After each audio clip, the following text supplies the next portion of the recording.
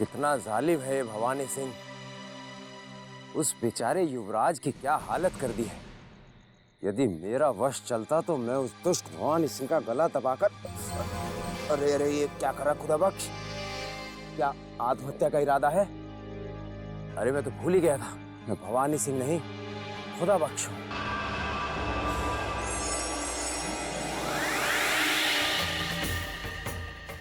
अब मुझे पंडित जगन्नाथ जी को फौरन खबर देनी चाहिए कि मौत की कगार पर खड़े चुनारगढ़ के उस युवराज को संजीवनी बूटी से बचाने की आखिरी कोशिश की जा रही है।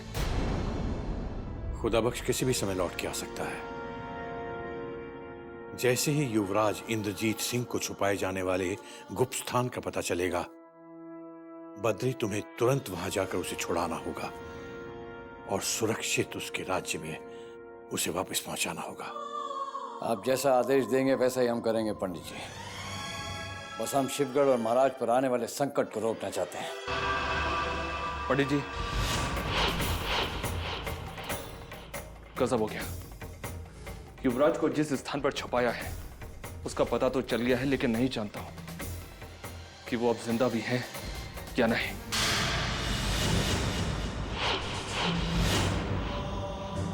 ये तुम क्या कह रहे हो खुदा बख्श? यह है कि युवराज इंद्रजीत सिंह को यातना दे देकर करीब करीब मुर्दा बना दिया गया पंडित जी, और वैदराज उसे जीवित करने के लिए संजीवनी बूटी को आजमाने की कोशिश कर रहे हैं। वही हुआ जिसका मुझे डर था बद्री। चंडी और भवानी ने उस बालक पर बहुत अत्याचार किए होंगे। बद्री, अब देर मत करो, तुरंत उस गुप्त स्थान पर पहुंचकर उस बालक को छुड़ाओ और अपने महल में लेकर आओ, ताकि यहां उसके उपचार का कोई प्रबंध किया जा सके। पंडित जी, वैदराज का कहना है यदि आज की काली रात बीत गई तो युवराज के बचने की थोड़ी सी उम्मीद है। कहाँ है वो गुप्त कारागार? भवानी सिंह ने काली मंदिर के पीछे के जंगल में एक गुप्त कारागार बना रखा है।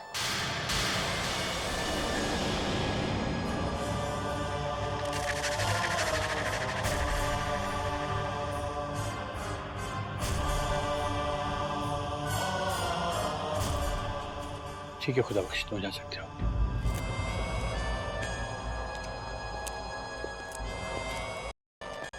आप अंदर नहीं जा सकते। तुमने बद्री से ये बात पूछने की जरूरत कैसे की? चलो। मैं तो भवानी सिंह जी की आज्ञा का पालन कर रहा हूँ।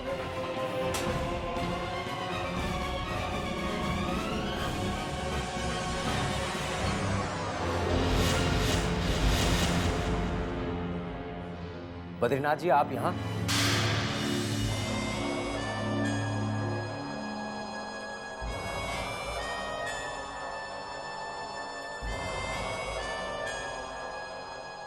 तुमने शिवराज की क्या हालत बना दी भवानी सिंह।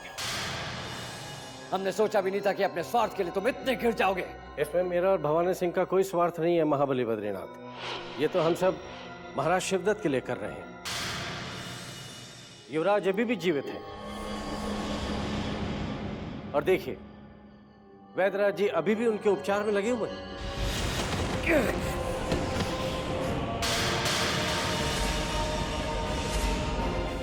अब उपचार युवराज का नहीं बल्कि तुम्हारा होगा चंडीलाल। अब मैं तुम्हारी ऐसी बुरी दुर्गति कर दूंगा जो तुमने इस युवराज की भी नहीं की होगी। बद्रीनाथ जी छोड़ दीजिए इन्हें, अन्यथा महाराज के राजअतिथि मारा जाएगा। तुम मर जाने दो इसे। इस बालक को यातना दे देकर मृत्यु के कगार पर छोड़ दिया है। अब इसे एक पल भी यहां रहने नहीं देंगे। चले जाओ।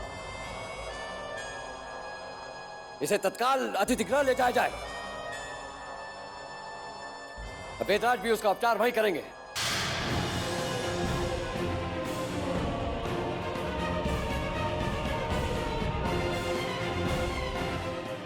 अब तुम्हारे बहुत बुरे दिन आ गए चंडीलाल। तुमने भवानी सिंह को अपने जाल में फंसाकर युवराज को अगवा करके जो पाप किया है उसका दंड तो तुम्हें महाराज शिवदत्त के लौटते ही मिल जाएगा। और अब एक बात तुम दोनों याद रखो कि हमारी अनुमति के बिना अगर तुम दोनों ने युवराज को मिलने की कोशिश भी की तो परिणाम गंभीर होगा।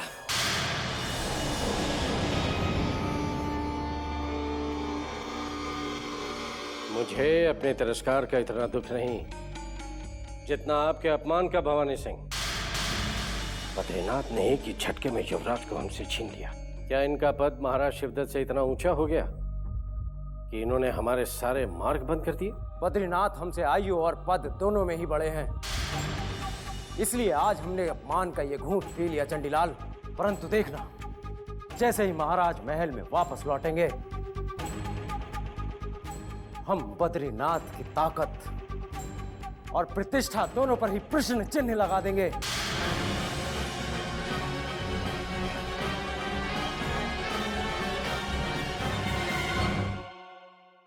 युवराज इंद्रजीत सिंह अब मुक्त हो चुका है पंडित जी। हमने उसे चंडीलाल और भवानी सिंह के चुंगल से सुरक्षित छुड़ा लिया है। मुझे तुमसे यही उम्मीद थी बद्री। तुमने एक अद्भुत बालक को मुक्त कराकर आज मुझे इतनी खुशी दी है कि मैं बता नहीं सकता। किंतु जब तक वो पूरी तरह स्वस्थ नहीं हो जाते, हमारा कार्य अधूरा रहेगा। पंडित जी, घायल युवराज को राजअतिथि का मान देकर तुरंत विश्राम गृह पहुंचा दिया गया है। ये तुमने बहुत अच्छा किया बद्री। यदि समय पर तुमने उस बालक को ना छुड़ाया होता तो समझ लो कि आज महारानी चंद्रकांता की गोद निश्चित रूप से उजड़ गई होती और महाराज वीरेंद्र सिंह का कुल दीपक जलने से पहले ही बुझ गया होता।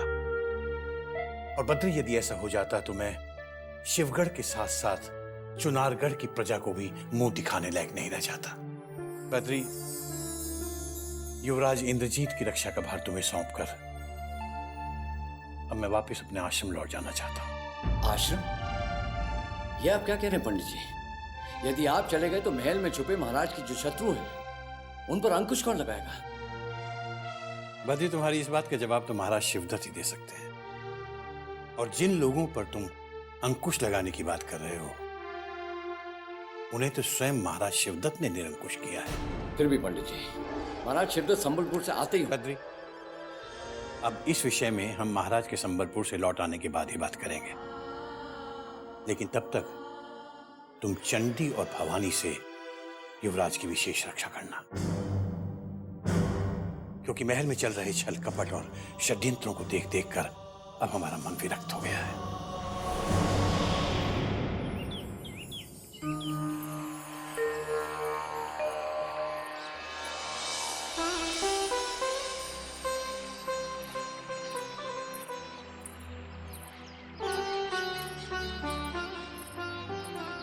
नमस्तस्यै नमस्तस्यै नमस्तस्यै नमो नमः।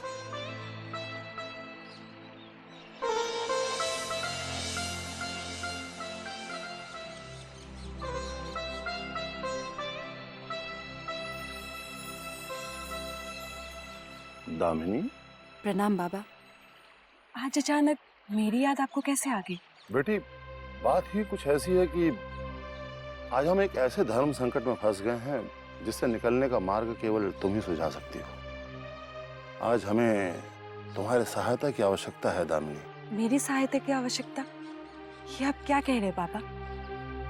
जिस दामिनी का आपने कदम कदम पर मार्गदर्शन करते रहे, भला वो आपकी क्या सहायता कर सकती है?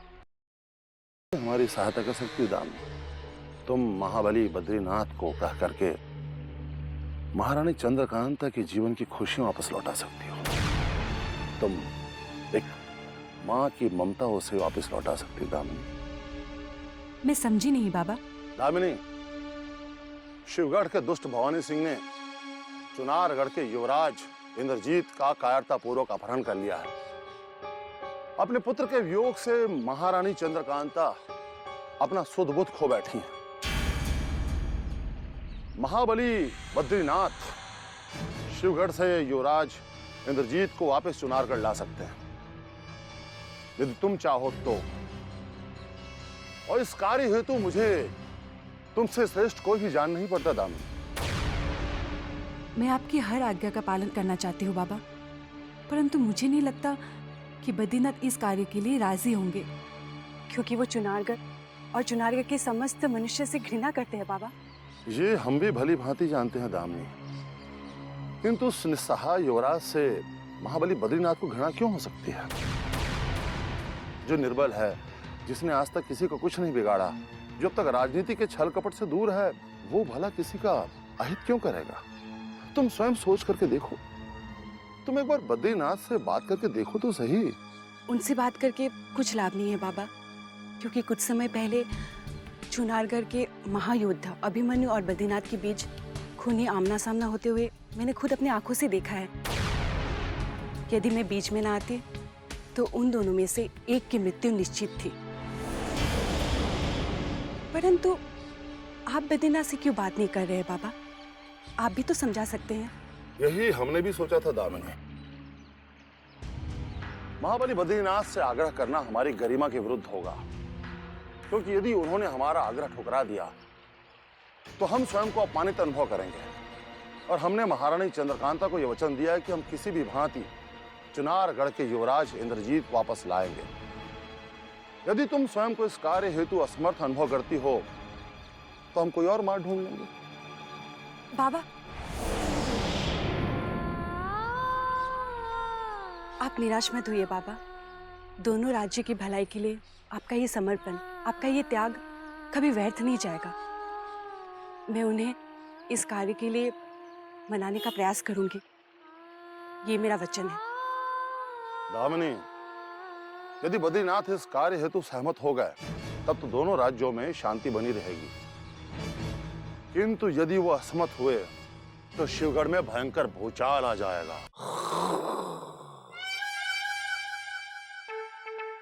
महारानी चंद्रकांता, महायोद्धा क्रूर सिंह के शयन कक्ष में हमें पूरा विश्वास था एक न एक दिन आप हमें अवश्य अपनाएंगी। हमने सिद्ध कर दिया हमारा प्रेम सच्चा था। हमें छोड़ के मत जाइएगा महारानी। हुजूर। चंद्रकांता, हुजूर, हमें छोड़ के मत जाइएगा। कौन है? भूकंप आ गया क्या? नहीं हुजूर, हम दोनों एक साथ मिलकर जलजले से भी ज्यादा खतरनाक खबर लेकर आए हैं। हुजूर, अगर आप ख्वाब से बाहर आ गए हो तो हम वाकया बयां करें। ठहरो ठहरो ठहरो।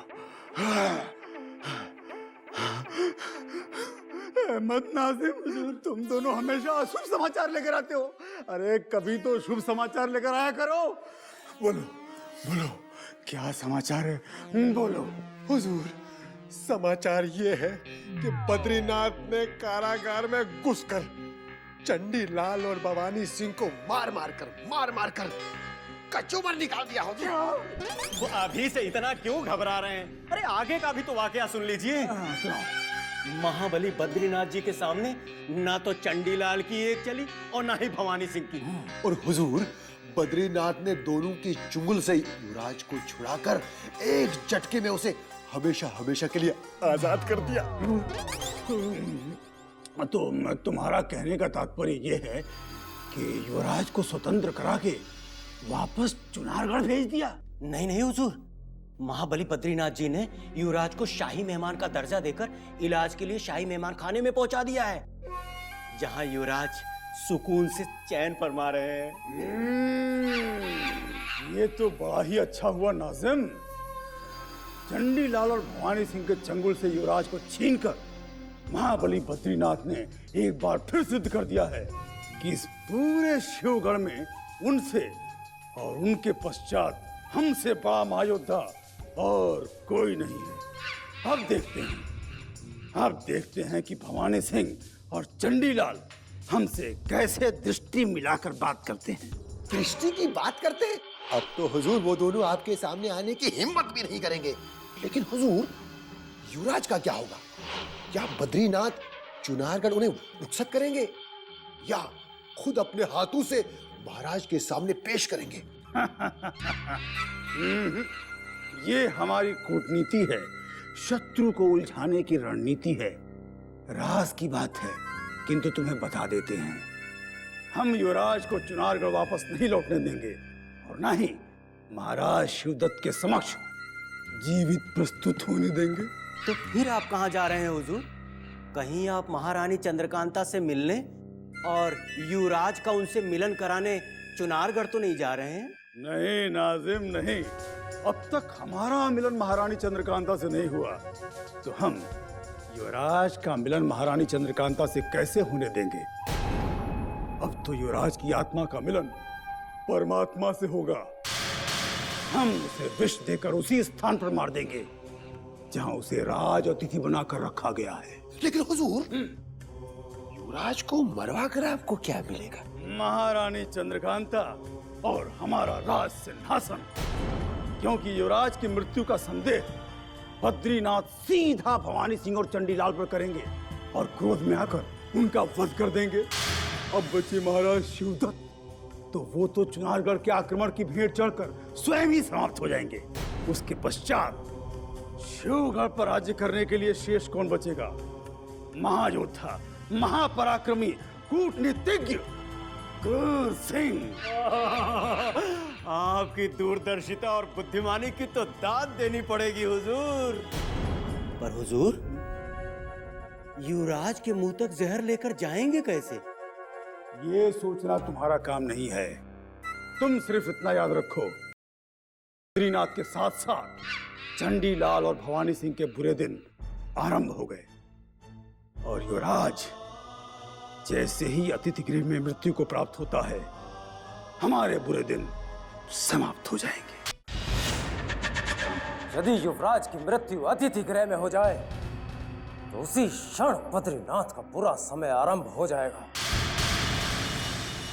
हमें तत्काल ही युवराज को मौत के घाट उतारने की कोई योजना बनानी होगी शेर खान। ये आप क्या कह रहे हैं हुजूर? जिस युवराज को जिंदा रखने के लिए आप दिन रात परेशान रहे, आज उसी युवराज को मौत के घाट उतारने का फैसला आपने अचानक कैसे ले लिया? युवराज अब हमारा बंदी नहीं, वो बद्रीनाथ का राज अतिथि है। जिस युवराज को हमने अपनी शक्तियों से बंदी बनाया था, उस युवराज पे हमारा कोई अधिकार नहीं, उस पर किसी और का अधिकार है। इसलिए अब उसे मरना ही होगा। हुजूर, उसे खत्म करने से पहले एक बार और सोच के देख लीजिए कि आपका और बद्रीनाथ जी का क्या रिश्ता है। अगर जल्दबाजी में कोई गलत कदम उठ गया तो गुरु और चेले के रिश्ते में हमेशा हमेशा के लिए दरार पड़ सकती है। दरार पड़ नहीं सकती शेर खान, दरार पड़ चुकी है। जिस क्षण उस बद्रीनाथ ने हमारे हाथ से उस युवराज को छीना था, उसी समय हमारे बीच का वो रिश्ता समाप्त हो चुका था। हम नहीं भूल सकते वो अपमान जो उस बद्रीनाथ ने हमें कारागार में दिया था। तो हुक्म दीजिए हुजूर, मुझे अब करना क्या है?